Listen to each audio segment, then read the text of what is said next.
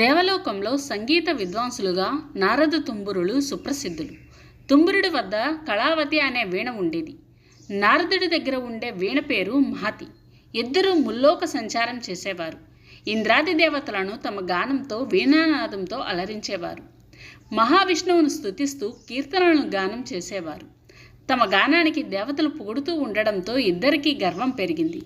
ఎవరు గొప్ప అనే విషయంలో ఇద్దరికీ మనస్పర్ధలు కూడా మొదలయ్యాయి. ఎవరు గొప్పో సాక్షాత్తు మహావిష్ణువు దగ్గరే తేల్చుకోవాలనే పట్టుదలతో నారద తుంబురులు ఇద్దరూ కూడా నేరుగా వైకుంఠానికి వెళ్ళి పోటాపోటీగా గానం చేశారు. నారదుడు ఎంతటి భక్తుడైనా విష్ణువు మాత్రం తుంబురుని గానానికి పరవశుడై అతనిపై పొగడ్తల వర్షం కురిపించారు. నారదుడు చిన్నబోయి సంగీతంలో విద్వత్తు సాధించడానికి ఏం చేయాలంటూ విష్ణువునే సలహా అడిగాడు. గానబంధు అనే గుడ్లగుబ్బ వద్ద సంగీతం నేర్చుకోమని సూచించాడు విష్ణువు. గానబంధు వద్ద సంగీతం నేర్చుకున్న నారదుడు సంగీత సమరానికి సిద్ధం కావాలంటూ తుంబురునికి సవాలు చేసేందుకు అతని నివాసానికి వెళ్ళాడు. అక్కడ గాయపడ్డ కొంతమంది స్త్రీలు విలపిస్తూ కనిపించారు. ఎవరు మీరని ప్రశ్నించాడు నారదుడు. నీ గానంతో గాయపడ్డ రాగాలం మేమంతా అని బదిలిచ్చారు వారు. ఇక్కడికెందుకొచ్చారు అని ప్రశ్నించాడు నారదుడు. తుంబురుడు గానం చేస్తే స్వస్థత పొందుదామని వచ్చామని బదులిచ్చారు. ఆ సమాధానంతో చిన్నబోయిన నారదుడు ఈసారి సంగీతం నేర్చుకోవడానికి శ్రీకృష్ణుడు పెద్ద భార్య రుక్మిణీదేవిని ఆశ్రయించాడు. ఆమె శిక్షణలో సంగీతంలో అపారమైన మేధస్సును సంపాదించాడు. ఎవరు గొప్ప విద్వాంసులు సాక్షాత్తు మహావిష్ణువు వద్దే తేల్చుకుందామంటూ తుంబురుణ్ణి సవాలు చేశాడు నారదుడు. ఇద్దరూ వైకుంఠానికి బయలుదేరారు. ఇద్దరు గానానికి విష్ణుమూర్తి సంతృప్తిగా ఆలకించారు. అయితే ఎవరు గొప్పో తాను తేల్చలేనన్నాడు. ఈ విషయంలో తీర్పు చెప్పగల దిట్ట హనుమంతుడు ఒక్కడేనని చెప్పాడు. నారద తుంబురులు ఇద్దరూ హనుమంతుని వద్దకు వెళ్లారు. హనుమంతుడు న్యాయ నిర్ణేతగా రాగా దేవతల సమక్షంలో పోటీ ఏర్పాటయింది. మొదట తుంబురుడు వీణ వాయిస్తూ గానం చేశాడు. దేవతలందరూ మంత్రముగ్ధులయ్యారు. తుంబురుడు తన గానాన్ని ఆపిన తర్వాత నారదుడు ప్రారంభించాడు. మహతిని మీటుతూ గానాన్ని సాగించాడు. నారదుడి గమకాల గారడీలకు ప్రకృతిలో చలనం మొదలయ్యింది.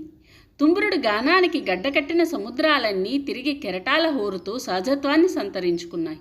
నింగిలో నిలిచిపోయిన విహంగాలన్నీ స్వేచ్ఛగా ఎగరసాగాయి. ప్రకృతిలో జీవకళ ఉట్టిపడసాగింది. దేవతలందరూ తన్మయత్వంతో తలలూపసాగారు. నారదుడు తన గానాన్ని ముగించడంతో వారందరూ తేరుకున్నారు. హనుమంతుడి తీర్పు ఎలా ఉంటుందోనని ఆత్రంగా చూడసాగారు.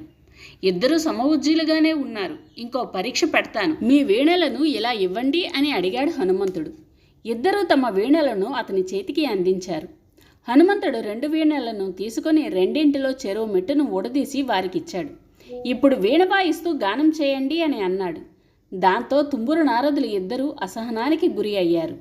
వీణలో అన్ని మెట్లు ఉంటేనే కదా వాయించగలం, చెరో మెట్టు తీసినప్పుడు వాయించడం అంటే ఎలా అని అడిగారు.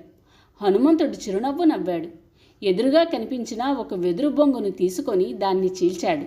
దానికి తీగలు తగిలించాడు. ఎలాంటి మెట్లు లేని వీణను తయారు చేశాడు. ఇక దానిని వాయిస్తూ గానం చేయడం మొదలుపెట్టాడు.